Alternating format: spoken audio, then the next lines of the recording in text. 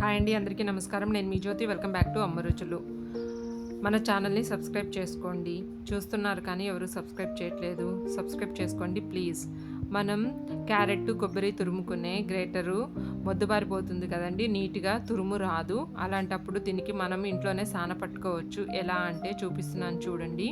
ఇలాంటి రాయి ఒకటి తీసుకొని కింద నుంచి పైకి ఇలా మొత్తం అన్ని వైపుల నుంచి అనుకుంటూ ఉంటే చక్కగా షార్ప్ అయిపోతుంది.